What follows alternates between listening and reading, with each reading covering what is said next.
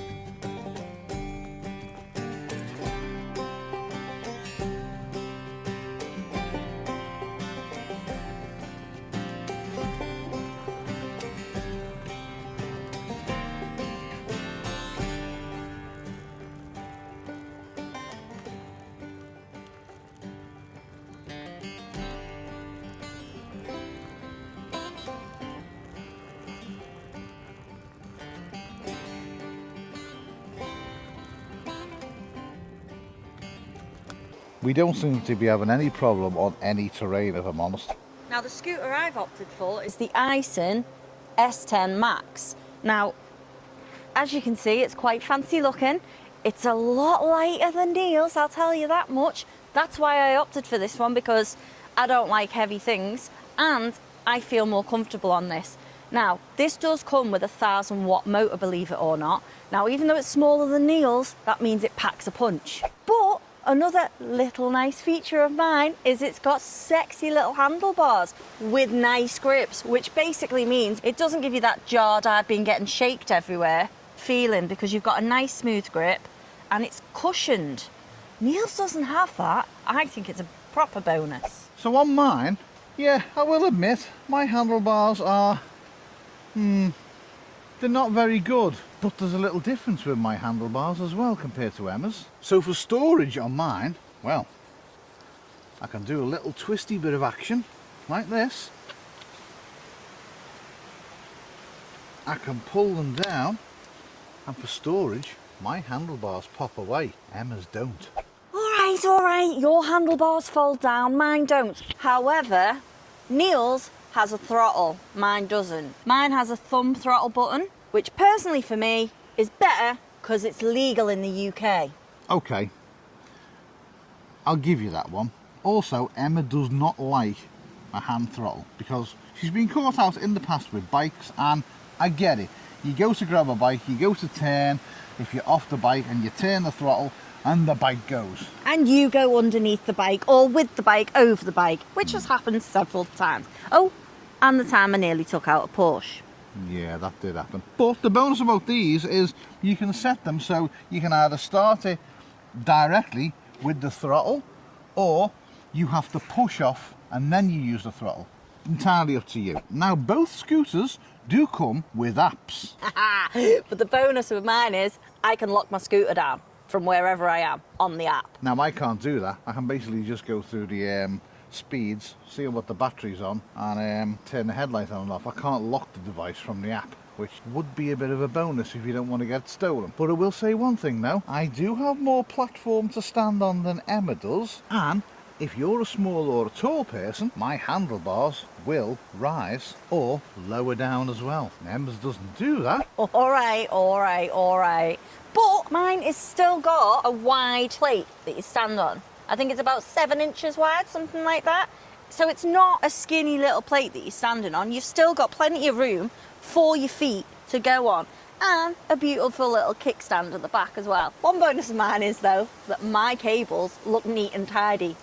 They're all nice, streamlined. I really can't say the same, to be honest with you. Mine are kind of all hanging out, but that's because the handlebars fold and they will extend up and down. So there's a reason for that. There, that's my reason. So I'll tell you what, let's do a test. You want me to pick it up, don't you? Yeah, can you you want to pick see it the way? up? Yes, I can pick mine up. Now it's going to be pretty obvious that I'm going to be able to pick it up. That's no problem at all. But You want me to try and pick yours up? Ooh, I'm Can you feeling pick mine up? I'm feeling hench today. Let's give it a go.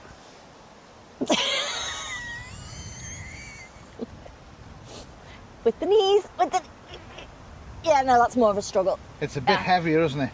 It's a lot heavier than Emma's one. That's just made me feel 183 years old. Yeah, the RCB is very heavy compared to the S10 Max. That's undoubtable. They both have the same features. They both have the same size lithium. They both have the same size motors. 1000-watt motors. But Emma's is a lot lighter. Now, both scooters do have kickstands on the side, so you don't have to worry about storing it, or if you go in the shop, putting it anywhere. Because as you can see, mine has a kickstand and Emma's also has a kickstand. Now, there's one thing that we've come to realise that Emma's does win a point on, and that's folding them up to store them. It's still not 100% amazing because there are little snags with the fold up, but mine is a heck of a lot easier than Neil's. So much. So literally with mine, you just literally need to do this and fold it down. That's it. But in here, on the inside, you do have this little metal thing here, and you have to align that in there and get it in and get it to clip in. And that sometimes can be a little bit of a struggle because it just seems like you've got to really get it in the exact position to clip it in to then be able to see. If you don't get it in the exact position, it doesn't clip in. So that can be a bit of a faff on mine. Hopefully it'll loosen over time and be able to get it in properly, but you don't know. But then bringing it back into commission, literally bring that up, clip that, and you're done. Okay, mine is a little bit of a faff, and I'll show you. So first of all, you have to unscrew this. Unscrew that all the way. Then you got to lift this pin up.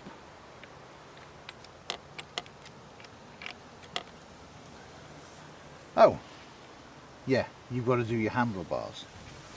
But then once this is done and folded down, you do have this little strap here, which just goes under there, and basically means that you can go to the gym with your scooter. And then the same for putting it back in. Put your handlebars out, lift this up, make sure that you don't trap your fingers, lock that in place, and then screw this in so it's nice and tight and locked into place. Also make sure that your handlebars there, the pins in, and then also make sure that these ones, well, this is locked into position as well. It's a little bit more complicated than Emma's one. Kinda does the thing, but it takes a while to get there. Mine's just click and play. Now let's talk about safety. I have a bell. So do I!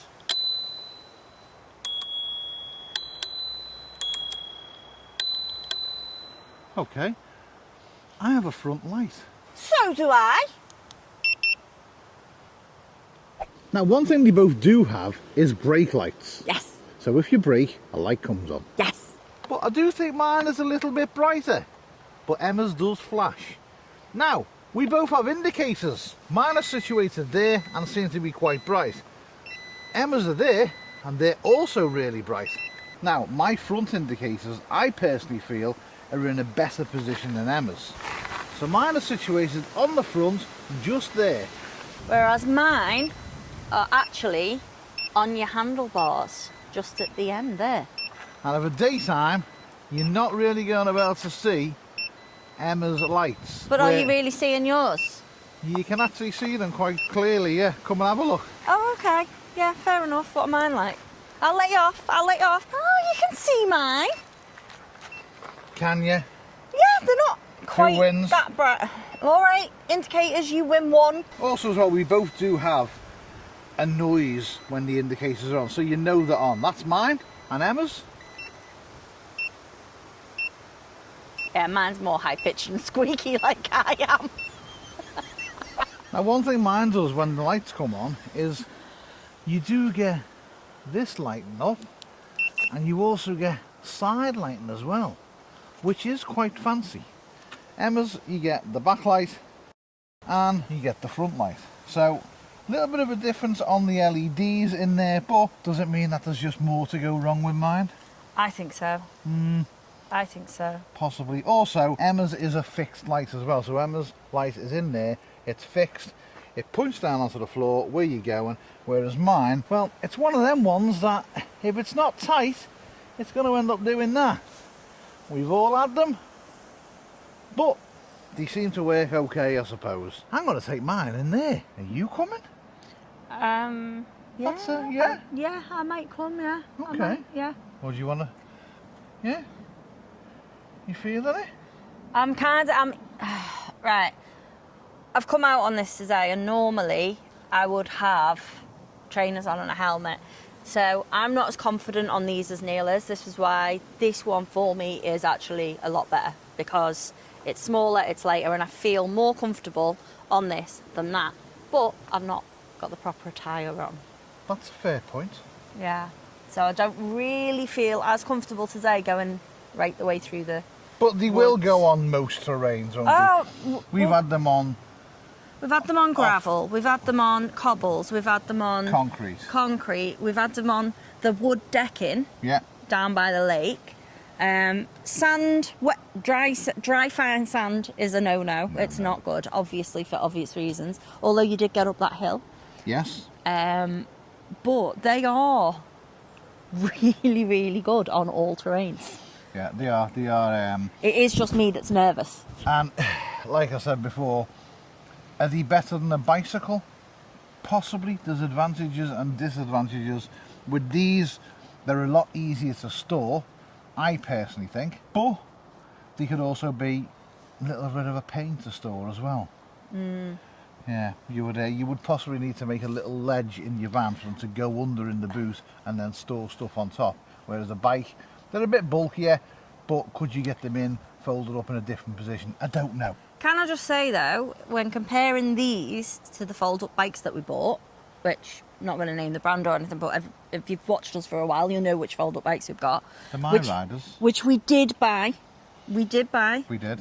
We were the OGs of buying them. These, price point wise, it's a no-brainer. Yeah. Yes, you can't really use them in this country on the roads. You could buy these two for what we paid for one My Rider. Yeah. And to be fair, the batteries on these are going to last a lot longer as well. Yeah, I mean, mine takes 7 to 8 hours to charge up to full. Yeah, and that is round about the same as well. Yeah. I mean, we charged this yesterday. Yeah. Whilst we were driving down here, didn't we? So we did get free electric while we were driving to charge them up, which you can do that with a bike as well. Yeah. So, but yeah, links are going to be in the description down below if you want to check them out. The company have not paid us to say anything. They basically provided us with scooters because we were looking for scooters. And I will say as well, this one is definitely EU compliant because it doesn't actually, it has a top speed of 28 miles an hour, but it doesn't go over 15 miles an hour that we've noticed. Yeah. Which you don't really want to be going over that anyway. And you can choose what level you want it on from the screen as well. You've got different levels. So you just literally press your start button, and that's... So you're in walk and pace now, and now you're in eco. Which doesn't go over 9 miles an hour. Then you're in race. Same. And then you're in sport. Which takes you up to the 15 miles an hour. What is also good as well is if you are in Europe, you can actually change it over to kilometres instead of miles per hour. It's got both options on this, which I think is good. If you are in Europe and you are away, because they use kilometres, you know what speed you're going. Now my screen is a little bit more colourful than Emma's, but I don't know whether this is going to show on camera because of the LED. With mine, you've got eco mode, you've got standard, and you've got turbo, and that's it. You can change that from miles per hour to actual kilometres per hour. It will give you your distance. We've done 6 miles on them. It will give you your voltage and a little indicator there just to see what your battery's on, and that is your speed that you've done, top speed. So pretty simple to use. The left and the right buttons there are pretty simple to use. When you turn your light on, your light will do a little indicator there, and all these will light up in the dark as well. So pretty easy, pretty simple. I don't light up. As does Emma's, I think. No. No. No, mine doesn't. You do have more LED features than me. Well, your on and off lights up in the dark. Yes. So you can see that. But your left and right don't light up. But that is pretty simple. Does give you an indication on there so you can see whether you are going left or whether you are going right. As mine does there, that's going right. And if I press the other one, it will show there that it's going left. So right, should we scoot back to the van? We shall scoot back to the van. Scooting back to the van. Big question is, Oh yeah. are we going to be taking these to Europe? Or Well, are we going to be taking the bikes? We don't know. We don't know. I think we should get a pair of traditional geared fold-up bikes with no batteries on. So you've got nothing to charge, nothing to run out, and nothing to fail. And I can fix any bike in the world. You actually can, can't you? So we're still on the hunt, we're still on the lookout. Whether these come with us or not, we don't know. We will have to wait and see. I think this is. You think it I is? think this is, yeah. Right, go on then. Okay. Shove her off.